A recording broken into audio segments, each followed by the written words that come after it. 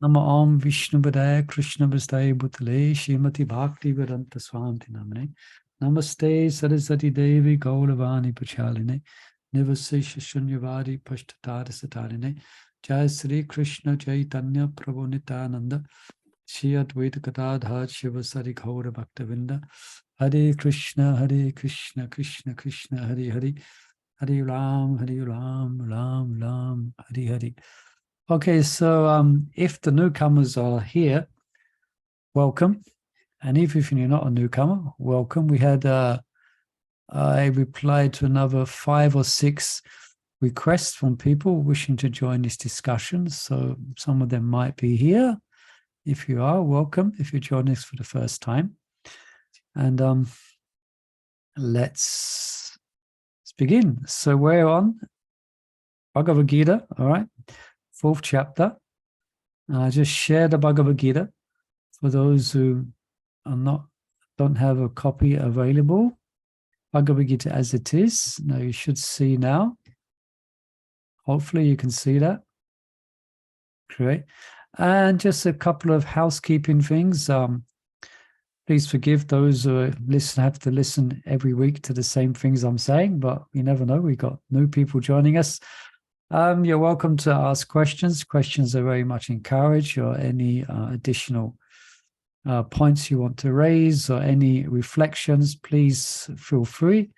You can do that either by raising your hand. I think everyone's familiar now with Zoom and raising your hand, or you can just unmute, or you can also put in the chat. So whatever easiest for you, okay? Now, today I was looking at what we're probably going to cover today. The purports are relatively short than what we have been reading.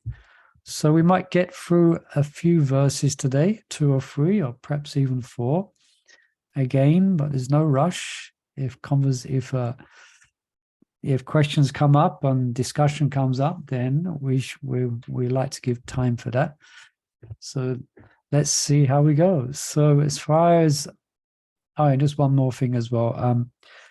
I'm having a bit of an emergency exchange with a travel agent here in London and a devotee friend of mine in New York. So I'm expecting an emergency call, hopefully from someone from New York. So I might have to just go quiet on you while I send a text message if it comes through. So please don't mind that. I'll try and make it as quick as possible. Okay. All right. Hare Krishna. So Mother Sahachari has a hand up, and I presume you're putting your hand up for reading. Is that correct? Yes, Prabhu. Okay, great. So let's begin with text 18, as far as I'm pretty sure it's text 18. Right. Okay, go ahead, Mother. Thank you. Karmani akarmaya pasyad akarmani cha karmaya sa buddhiman manushesyo sa yukta krishna karma krit. One who sees inaction in action and action in inaction is intelligent among men, and he is in the transcendental position, although engaged in all sorts of activities. Purport. A person acting in Krishna consciousness is naturally free from the bonds of karma. His activities are all performed for Krishna. Therefore, he does not enjoy or suffer any of the effects of work. Consequently, he is intelligent in human society, even though he is engaged in all sorts of activities for Krishna. Akarma means without reaction to work. The impersonalist ceases fruitive activities out of fear, so that the resultant action may not be a stumbling block on the path of self-realization, but the personalist knows rightly his position as the eternal servitor of the Supreme Personality of Godhead. Therefore, he engages himself in the activities of Krishna consciousness. Because everything is done for Krishna, he enjoys only transcendental happiness in the discharge of this service. Those who are engaged in this process are known to be without desire for personal sense gratification. The sense of eternal servitorship to Krishna makes one immune to all sorts of reactionary elements of work. Thank you. Okay, thank you. So, also Mother Sachari, if you can just let me know if something comes in on the chat as well, just in case I missed that. Okay. Okay, sure. All right. So any immediate questions on this or comments before I might give a little summary of what's being explained? Any immediate things which kind of you took note of? This is with the basic understanding from the Vedic perspective that we are responsible for action. Yeah, and in other words, there's or you could say the universal I of the Lord, Krishna, and the aspect of Krishna being all-pervading. Then we have responsibility in this world to act accordingly, or to act according to Dharma. Yeah. And that's called karma. Remember we discussed that? Karma, akarma, and vikarma. So Krishna's going back here now to describing karma and akarma. After describing vikarma. So therefore, having understood that this world is bound by these laws of nature, so transcendentalists of different varieties take action very seriously, or the discussion of what is good action and what is bad action is quite important, and especially for Arjuna. He has his, as we know, he has his specific duty, but now he's seeing that his duties will ensnare him in reaction, and he wants to avoid that. So now here's the whole discussion. Mother Sadhya, if you let Mother Rajkishore in, she's just, sorry. Mother Sadhya, you still there? You have a question on the chat. I have done that. Okay. All right, so okay, something's coming on the Katerina, just a question aside, as you have the commentary on the Gita, is there any commentary like this on Srimad Bhagavatam? Also, what's the name of the Gita commentary? Well, actually, I'm reading from a book called Surrender Unto Me by Burijan. And so there's a book called Surrender Unto Me. And I do a bit of preparation for this. So I was looking at commentary here, if you can see it, by Vishwanath Chakravarti Thakur, one, and a commentary by Baladev Vijayabhushana. And there's a website which you can go to. I can give you the link for that, which gives the commentary from the four Sampradaya Acharyas, Ramanuja Acharya, Madhava Acharya, Keshava Kashmiri, and another one, and Vallabha, and I can't recall the other one for now. So just for your interest. So for the Bhagavatam, is there such a commentary on the book? There is, but not as many as you will find for the Bhagavad Gita. Generally, the commentary, for instance, commentary is called Tika. So the Prabhupada would use a book or a manuscript to write his commentary, and it had 7 or 8 acharyas' commentaries on the Srimad Bhagavatam. But problem is, it's all in Sanskrit. So unless you, Mother Sahachari, Chandravali's there waiting to come in. Okay, sorry. Yeah, it comes up on my screen. Yeah. So I don't know if that helps, Mother Katarina. Burijan gives a synopsis of the commentaries. Okay. So yeah. When I upload the video, I will put the link there. Okay. So, Hare Krishna. So yeah. So any other questions or comments on that? So first here is inaction in action. It sounds like a bit of a jugglery of inaction, and action in inaction. Can someone perhaps just give a quick synopsis of what is inaction in action? It's in the purple, but someone could just try and put in their own words, like what is inaction in action? So someone's performing action,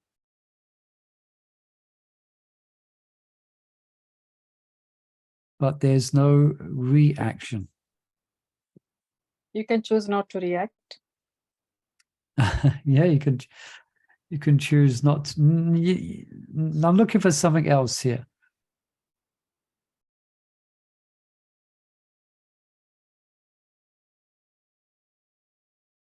Inaction in action. Let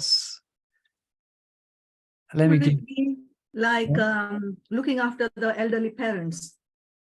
That's acting to look after elderly parents without expecting anything in return. So that would be inaction. Yeah, well, that technically speaking, that's on the platform of karma, fruitive activity. So there will be a material reaction. It'll be a good one. Yeah.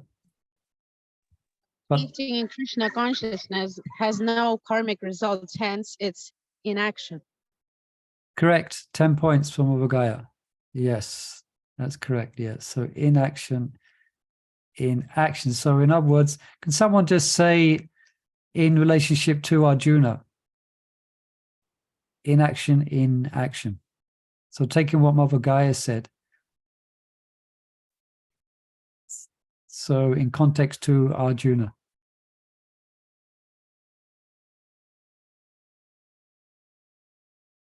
Hope you don't mind me asking you questions. This is a bit of a study group, so again,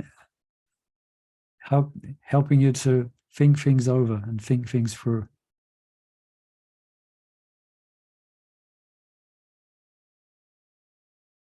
I can see Mother Chandravalli speaking, but I can't hear you. It's okay. I muted myself. Is it that Arjuna is performing actions and he thinks that they're not proper actions, but because he's doing it for Krishna, action in action. Yeah, simple as that. Yeah. Yeah.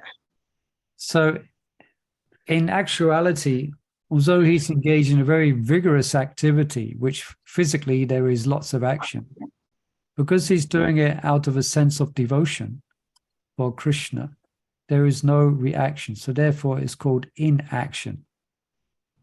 Yeah. One who sees inaction in action. Yeah. So in other words, this means, I'm just looking at my notes here, or devotional service or activities for Krishna's pleasure receive no material actions. So activities for Krishna's pleasure, one receives no material reactions. Acts for Krishna, acts without contamination of seeing reward for their work. So generally people work, and the only reason they work is because there's going to be a reward, a fruitive activity. Yeah. So from the point of perspective of being a transcendentalist, that is binding. And that's why some tapasvis or yogis, etc., they may try and stop activity. Yeah.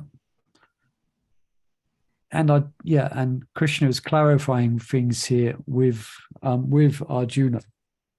Now,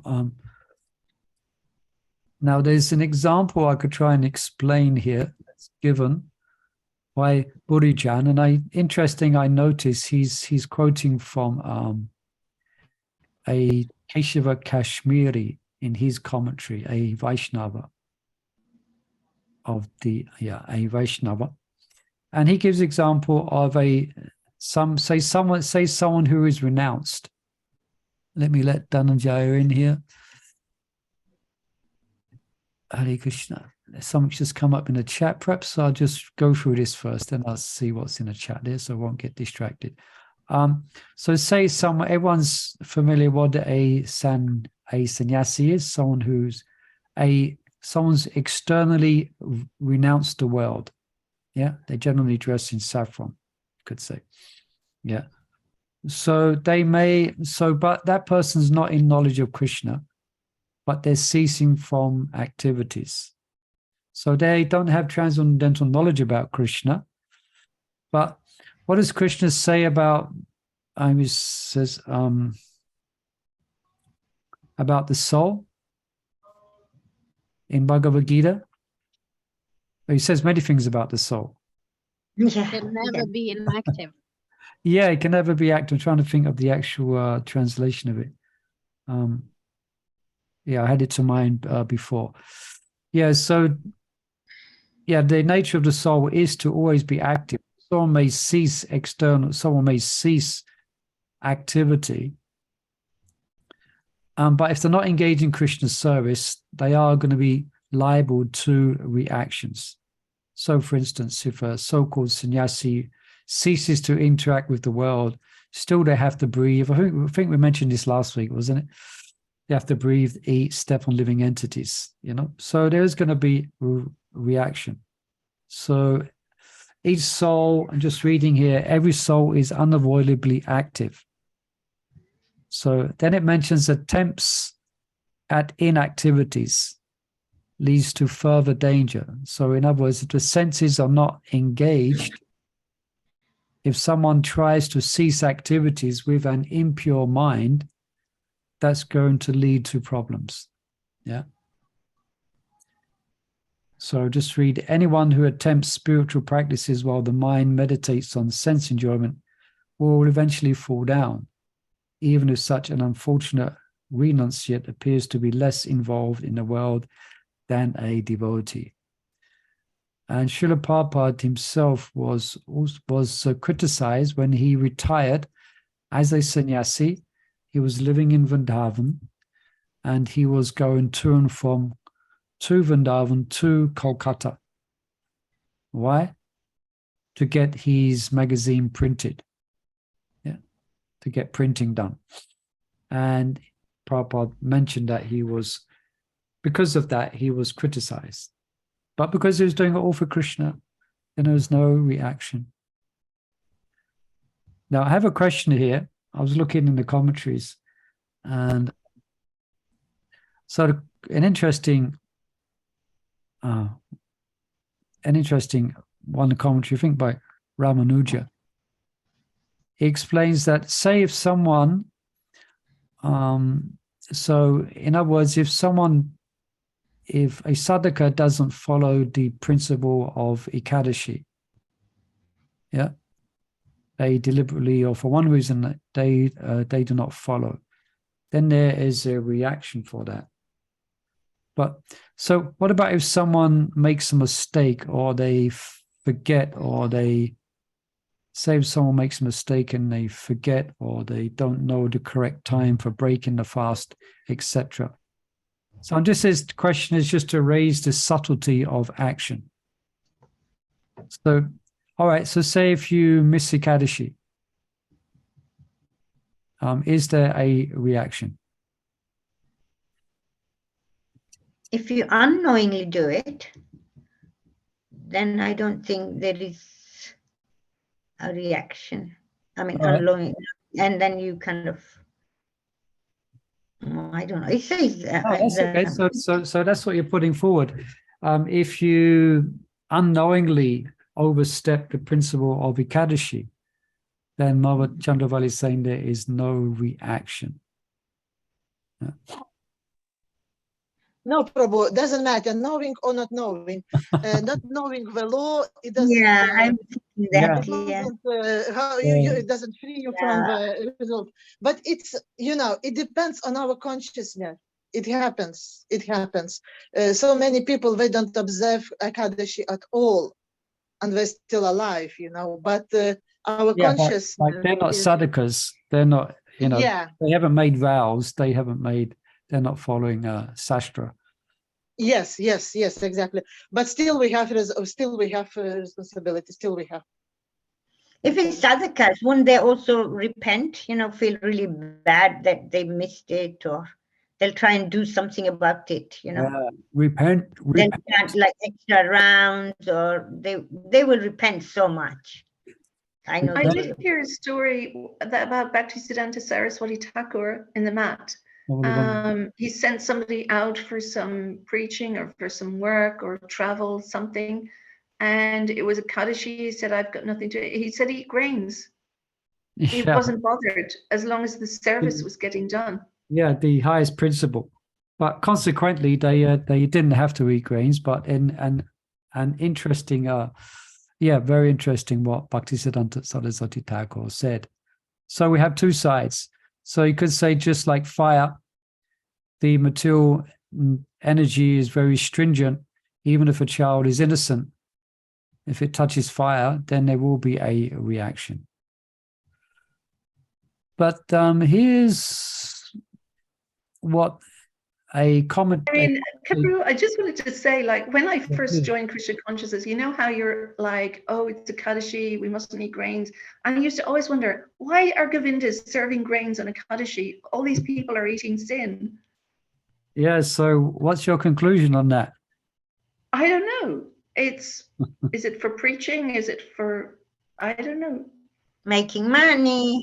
No, this is because Krishna doesn't observe Akadashi. Krishna doesn't have to observe. We devotees, we observe. And what I want to say, what else? It was a story. I can't remember who was reincarnated after that, but it was a famous story about Brahman, and he was fallen in love with a loose woman, and they had a fight, and they didn't speak with each other for a day. Who is that? Who is the personality you mentioned first? Who? I can't remember the name. It recently I was given a lecture about that, but sorry, I'm getting old and I'm forgetting the names. Yeah, but it was a Brahman, yeah, and he had the relationship with a loose woman. So they had an argument, and they didn't talk for one day. And it fall to be famous Akadashi. They didn't speak at all, and they were fasting. They didn't eat anything at all, and they were safe. They were, yeah. It's I can't remember who was, but yeah, you must know. Yeah, we're getting yeah. And everyone's that story is in relationship to who? A well-known personality in the Srimad Bhagavatam. It's not in Srimad Bhagavatam. Probably, yeah. But what I want to say, Maharaj, if benefit can get anybody, even unknowing it, so reaction also we get the same. All right, so let's just clarify this story. Yeah, that someone said who that is. That was I can't remember the name, Prabhu. Bilva Mangala. Yeah, Bilva Mangala. Yes, that's exactly. Oh, Bilva Mangala. All right, Prahlad Maharaj did the same thing, but Prahlad Maharaj did it on Nrsimha Chaturdasi with Nrsimha. All right, perhaps it's a similar story because I know that story in connection to Prahlad Maharaj. Prahlad Maharaj, yeah, that was his. But to the point, let's consult Sastra. So Keshava Kashmiri, he mentions this. If someone is planning to observe Ekadashi Vrata and accidentally partakes of food grains due to miscalculating the time of commencing or breaking the fast, then there is no sinful reactions, because the sankalpa or internal invocation was to perform the Ekadashi Vrata. All right? Interesting. I've been following Ekadashi for 30 years. And first time I've seen this, So there you go. So the intricacies or subtleties of action versus inaction. So the laws, they can be quite subtle. Okay, so so Mother Chandravali was correct. Yeah. So miscalculating the time of breaking the fast, then there is no sinful reaction, because the internal invocation was to perform the Ekadashi Vrata. All right. So interesting. So what about distributing grains on Ekadashi? What about distributing grains on Ekadashi? What do our learned assembly? Should we close Govinda's restaurant on Ekadashis? What would Tirupati say, our restaurant manager? It'd be good to just serve Ekadashi Prasad, so those who are not doing would benefit from it. But because it's it's preaching, not just preaching, but it's different situations. So you have to, you know, they are still eating prasad. Yeah, it's a different context. Yeah, Okay, it's prashadam. But non-devotees, those who haven't taken vows, those who are not sadhakas, those who are not practicing spiritual life, then they take grains on Ekadashi. Because at least they're eating prasad, otherwise they'll go out there and eat something. Yeah, at least they're taking prashadam. I'm sure. And we also, I mean, that's what we do. And I'm sure that question was put to Srila Prabhupada, and that's why we have the standard that we do. We serve on Ekadashi days. Can we do something like it's like in the restaurant Ekadashi day? We could like put a board, it's Ekadashi, we also serve Ekadashi menu. I'm just thinking to myself, well, sorry. We do have Ekadashi. We're kind of going off a subject, but yeah, we do have Ekadashi Prashadam in our restaurants. So for those who are joining from somewhere else, India or somewhere like that, we are talking about our vegetarian restaurant here in central London, and we serve everything, rice, puris on Ekadashi. But at the same time, there is Ekadashi preparations where there's no grains, etc. So devotees take they take Ekadashi Prashadam. Okay, something on the chat here. Prabhu, I have a question related to Ekadashi. Okay, let's not go down a rabbit hole, so to speak, on Ekadashi. That's kind of, yeah. Any other questions specifically about the purple here? I've got some more. I made some more notes here. So let's go to the other side. So action so we just described inaction. So what is meant in the context of Arjuna by action in inaction?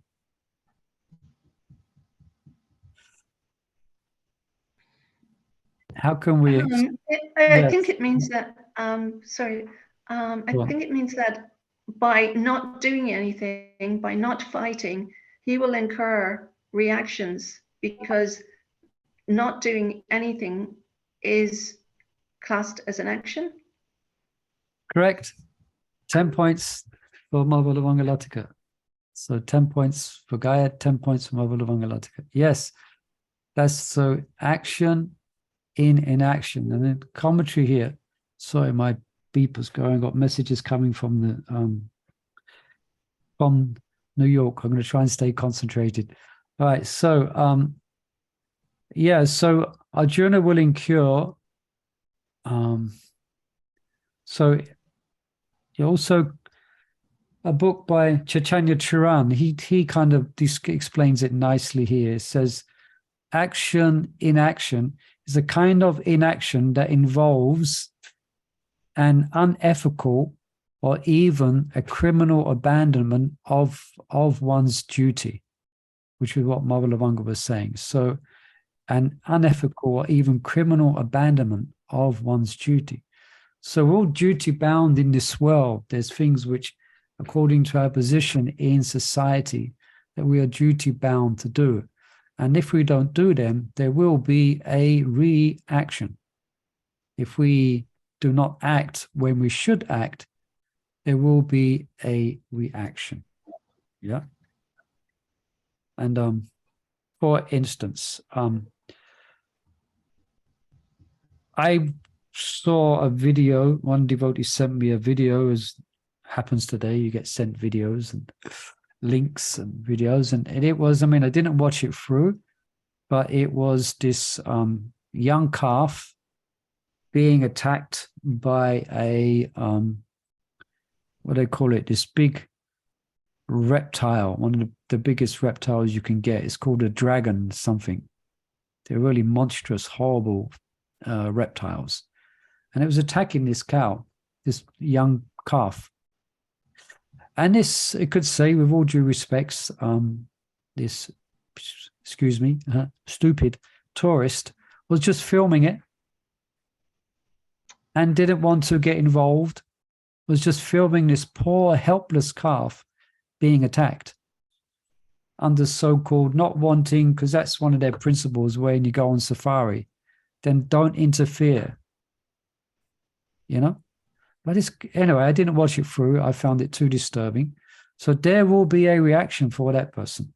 An innocent young calf being attacked. And this person just was filming it, you know? So action, so there's lots of action going on there. Okay, so-called not doing anything, but there's lots going on. Yeah, there's lots of reaction going on. There's something else I'm going to say, but it slipped my mind. Yeah. Anything else on that? I think we're quite, let's see. Yeah, if Arjuna neglects his duty as a martial guardian of society to protect the citizens from unscrupulous power grabbers, so if he deserts the army in its time of need, and right, so you can see how there is quite a lot to it, action and inaction, how to act, when to act, according to time, place, and circumstance. But let's try and simplify it a bit. If we work for Krishna, if Krishna is the center of our lives, then we are acting on the platform of akarma. Yeah.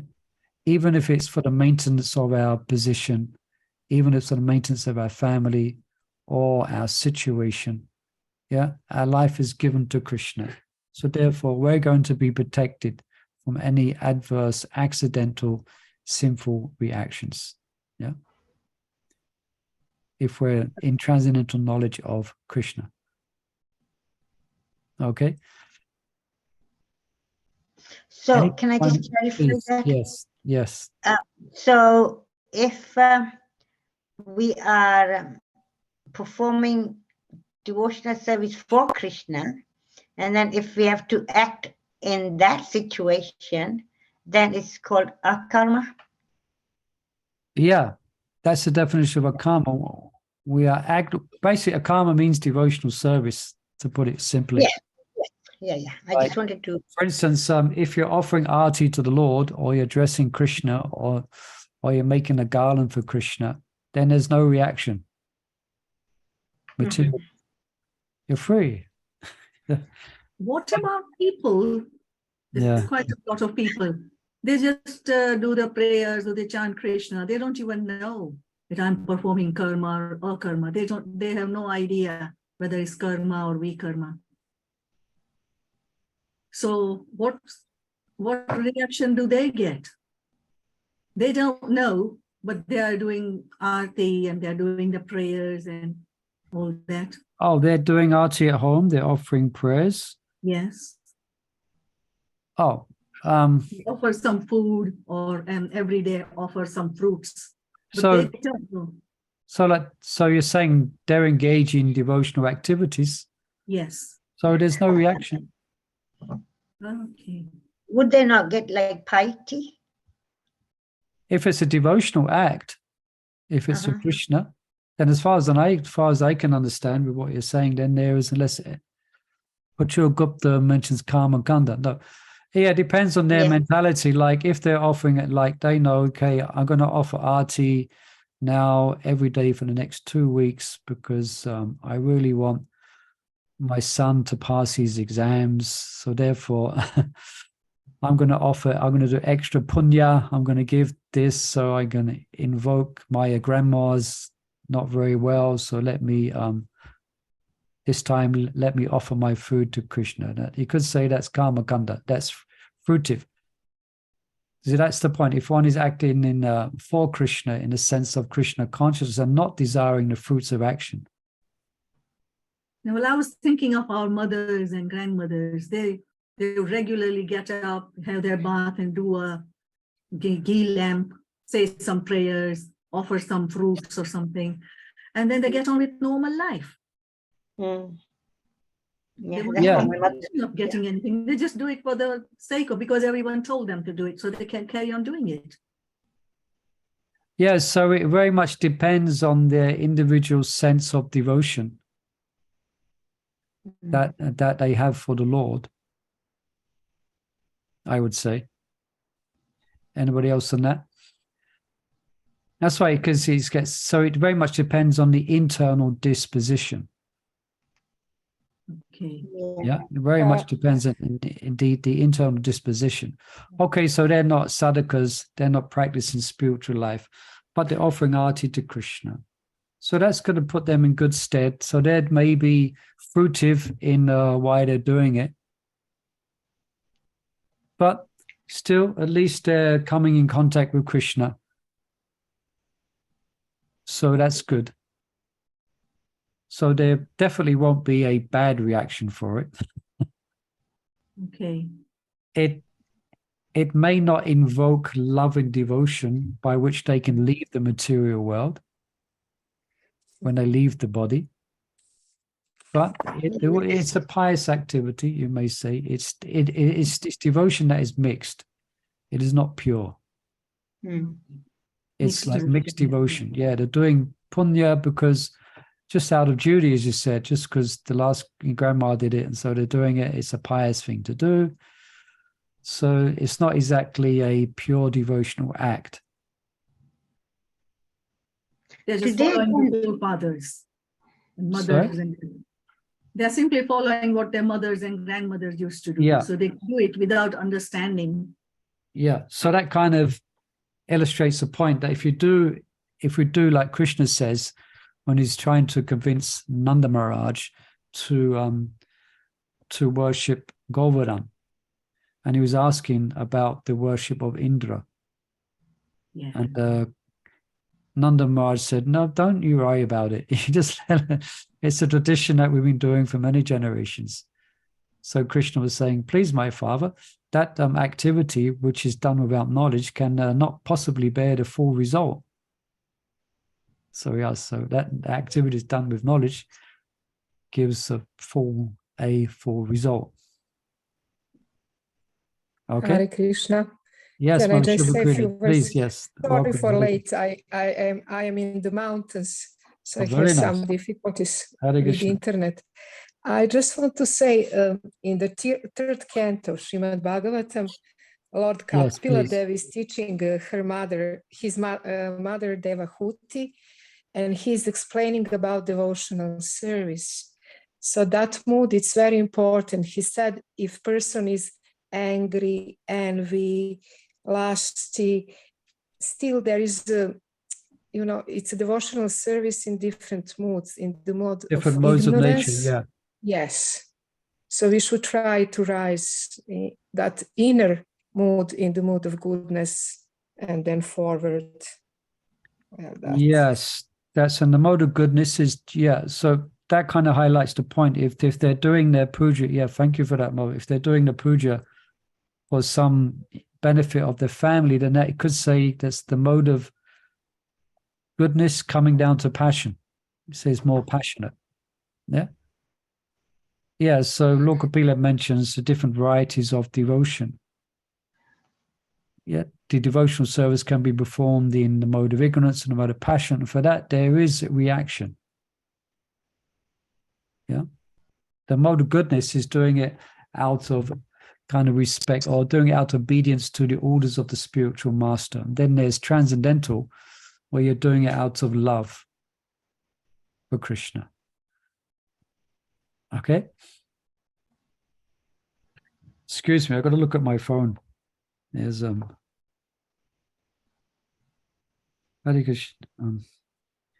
I just excuse me? I've got to forward a very important letter to a travel agent. Otherwise, I'll lose my ticket for traveling. No, do that. So perhaps someone could just read the next verse in purple, and I'll try and do it straight away. Hare Krishna. Okay, who is reading before? Sahachari. I did text now. Okay, Raj Kishori, can you read it? Text 19. Text 19. Yes. Sarve samarambha kama sankalpa varjita jnanagni dagda karmanam tamahu panditam buddha. Translation. One is understood to be in full knowledge, whose every endeavor is devoid of desire for sense gratification. He is said by the sages to be a worker for whom the reactions of work have been burnt up by the fire of perfect knowledge. Purport. Only a person in full knowledge can understand the activities of a person in Krishna consciousness. Because the person in Krishna consciousness is devoid of all kinds of sense gratificatory propensities, it is to be understood that he has burned up the reactions of his work by perfect knowledge of his constitutional position as the eternal servitor of the Supreme Personality of Godhead. He is actually learned who has attained to such perfection of knowledge.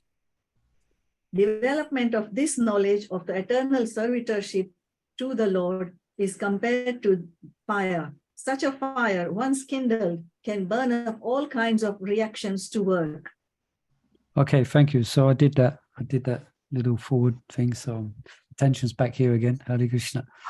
Right. Let me just read the verse again. One who is understood to be in full knowledge. One is understood to be in full knowledge, whose every endeavor is devoid of desire for sense gratification. All right, so that's a challenge for us. Read. One who's in full knowledge, every endeavor is devoid of a desire for sense gratification. He is said by sages to be a worker for whom the reactions of work have been burned up by the fire of perfect knowledge. Yes, this example of fire or knowledge acting as fire is used a few times in Bhagavad Gita. It's very good description. But any questions or comments here? There is a sloka, isn't it a sloka? I mean, I don't know much about slokas, but the one Krishna says, the one who is thinking about me, I'm always meditating on him. My devotee is dear to me. I don't know. I can't remember the exact word. Mam yejana paya pasate te sam nitbhuyakdamam yogic shemi vahami aham. For one who always meditates upon me, for him I carry what they lack, and I preserve what they have. But one who meditates upon me with undeviated devotion. Yes. Carry on. So I was thinking that, the first sentence of the translation is one is understood to be in full knowledge. So when you full knowledge that Krishna is your maintainer, your protector, everything, you're always meditating on Krishna. Krishna is simultaneously always thinking about your good as well. Yeah, Krishna is simultaneously thinking of you. So it's quite interesting, isn't it? If we contemplate that. If you think of Krishna, Krishna's thinking of you. Quick, Yeah, think of Krishna. So was there a question from that? That's just a comment, Mother? No, I wanted you to see, is there a relationship with that slok and this? I mean, you could say, anybody else have any comments on this well-known verse that Mother Chandravali is referring to? For those who meditate with me, I carry what they lack and I preserve what they have. So, in other words, the definition of full knowledge. So we could say that's a sense of Krishna consciousness, isn't it? And why would anyone? So therefore, someone who's acting for Krishna, as described in the purple, they're actually not acting for their own sense gratification. They're acting for Krishna's pleasure. So I still got. Yeah. That would be very difficult to find, even in ISKCON. It's very difficult to find somebody who is completely devoid of sense gratification. There's always something going on. Well, in one sense, because we have a material body and it has to be maintained, therefore we have to eat. Yeah. For example, and we have to drink. So, but why are we maintaining our bodies? To serve Krishna. To serve Krishna. So therefore there is no reaction. Thank you. Just like this is discussed in the nectar of devotion, when the definition of pure devotion is described, even if, for instance, if a devotee is in danger, his life is in danger by an adversary, and he calls out to Krishna. Yeah. So that is, let's give another example. That example is given. So say if someone is a householder and they're maintaining their situation, their children, their house, etc. And it's not exactly one of the 9 angas of pure devotion, you might say, Shravanam, Kirtanam, Vishnu. But because they're a devotee and they're maintaining their situation or their ashram, and they're maintaining a life to serve Krishna, they are still considered to be under the jurisdiction of pure devotion.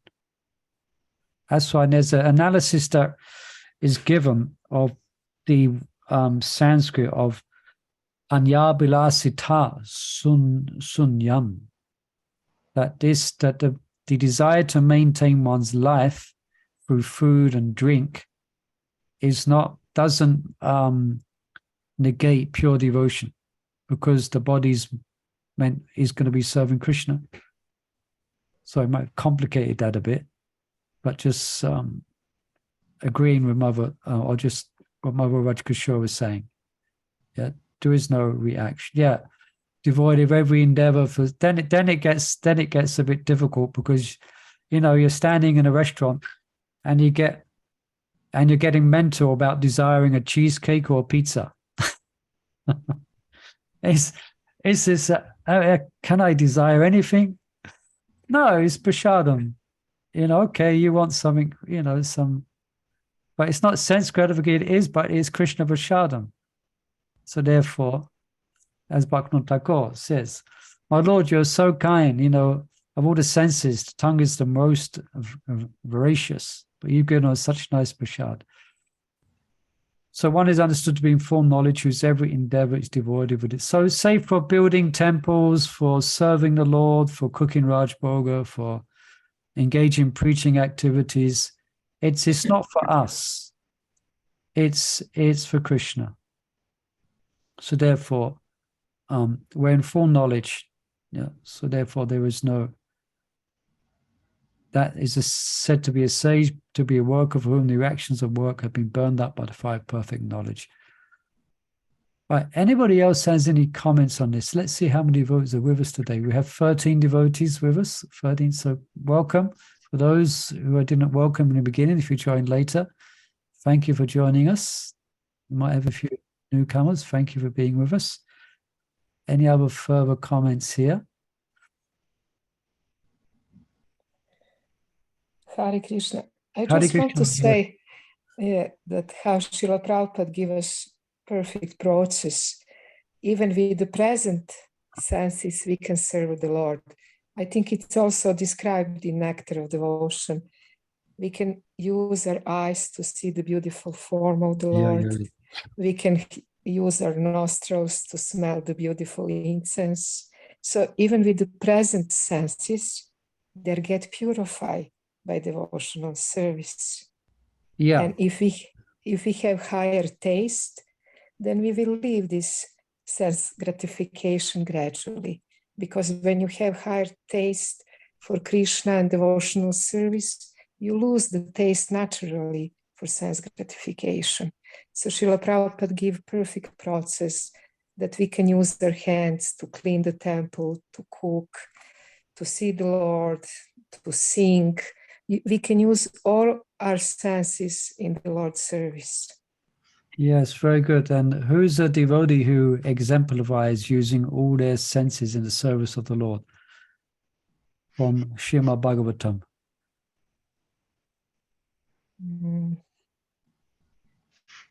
I remember once mentioning Dhananjaya, Hare Krishna. Ambarish Maharaj. Correct. Yeah, 10 points for Dhananjaya. 10 points for Hare Dhananjaya. Hare Krishna, Maharaj Ambarish, Savai Mada Krishna Pada Vindayo. Yes, Mother Subhakuni is mentioning that, yeah, engaging all that. Yeah, and so therefore she's mentioning, so therefore a devotee, eventually his because sense gratification indicates some type of ephemeral or some sense of I'm going to get some relief or I'm going to enjoy sense gratification. Just like it always amazes me when, especially in the cold winter, when you see people come out their offices just to smoke. Freezing cold. Sense gratification. Some person just to light a fag and smoke. For them, it's sense gratification. Yeah. Anyway, so I don't know why I gave that example. But actually, devotees' sense gratification, as Mother Silver Queen is mentioning, that their sense gratification is ultimately it becomes transformed into the rasa, rasovajam, rasopyasya, that is experienced in exchange with Krishna. So therefore, the more one is situated in that loving exchange, that rasa with Krishna, then the more one naturally will be in a natural way, without separate endeavor, one will drop the desire for your cup of coffee or tea. One will drop desire for things we used to take shelter of, or basic for sense gratification. If the soul's happy, if the soul's full, then you won't feel the need, because that's why people do these things, because they're looking for shelter. So sad, isn't it? For shelter, people smoke.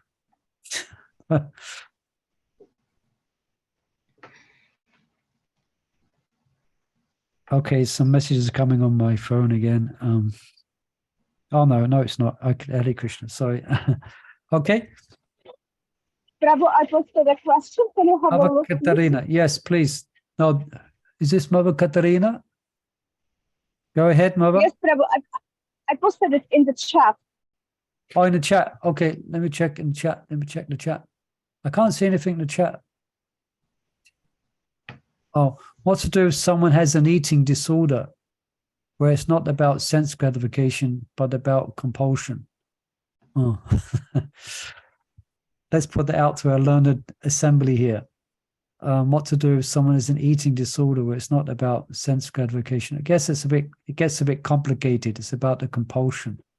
It's subtle sense gratification, could we say? And I guess there's a whole science in that. Anyone want to offer a suggestion? What to do if someone has an eating disorder where it's not about sense gratification, but it's about compulsion? So is it still classified as sense gratification? We could say yes, isn't it? Yeah, because yeah, kind of choosing what you want to eat in a yeah, way. still, yeah, basically it is. It's sense, basically it's compulsion could mean it's a more of a intense conditioning of engaging in sense gratification where it takes control of you. Yeah, that's right. And the intelligence is completely Lost. sidelined. Yeah. So that's yeah. That's where it's become the mind has been conditioned in such a way that you mentally cannot do without it. So that's where it's got to more acute. It's become more acute. So I would definitely say it comes under the title of sense gratification, more of an addiction. Yeah. Okay. All right. Shall we edge on to text 21? Text 20, excuse me. Yes, I can. Prabhuji, Dhananjay, please, yes. Hare Krishna. I'd like to add a comment on the last point that we discussed on eating disorder about sense gratification. Eating disorder about compulsion, yes. Yeah. So I remember when I was a child, and I had these kind of preferences where I didn't like eating brinjal, or I didn't like eating something like that. And that's when in my family I was like forced by mother and my sisters to have finished whatever is served in the plate. And when I kept seeing my family members completing what is there in their plate, and then when I see people don't waste food in the temple, when I see my father eating When you whatever is served without, sorry, Prabhu, you said, so when you see people wasting food or not wasting food in the temple? not wasting food. Okay, carry on. Yeah. And when we see people who are not having such food preferences, for example, my dad never used to say, oh, why did you make this? Oh, I wanted to eat that. Oh, I don't like this. Whatever is served, even if it is a dry bread, he never complains and he has it Nice. as food. So that was inspiring for me to learn from, because I didn't have all those qualities in me, but it was inspiring for me to learn. So with that kind of association, anyone who has food eating preferences, if that person lives with someone who does not have any preference and just has food for filling the for dietary requirements, so that will be inspiring for the other person to come out of this situation. Okay, thank you for that, Dhananjay. You're very blessed. Yeah. Hare Krishna. And even at this date, I still feel I still have preferences, but I'm able to sideline those preferences and just focus that, okay, I have to fill my tummy. I don't want to have any preferences. I have to finish this. Even though I have likes or dislikes, this is food, this is respectful, and I'll finish this. Yeah. I am able to think that way, even though I have preferences right now as well. Yeah, thank you. I'm sure a lot of us, our parents taught us the same, not to waste our food, isn't it? Unfortunately for me, sometimes it was meat that was on the plate in my upbringing. So sometimes I would cause a big kerfuffle at the dinner table when I refused to eat some meat or something. You make sure. Anyway, thank you, Dhananjay. Thank you for sharing that. Yeah, a very important point, the virtues that you imbibe from your parents. Very, yeah. Hare Krishna. So let's have a look at text 20, shall we? Let's have someone to read. Prabhu, it's 7 o'clock. Oh, 7 o'clock. Okay, thank you, Mother. Okay, let's pause there. Let's read text 20 tomorrow. Okay, I hope you don't mind that discussion. We went quite deep in the karma, action, reaction. I hope it's provoked some thoughts, and we're going to be trying to act with a sense of devotion to Krishna. So please join us tomorrow.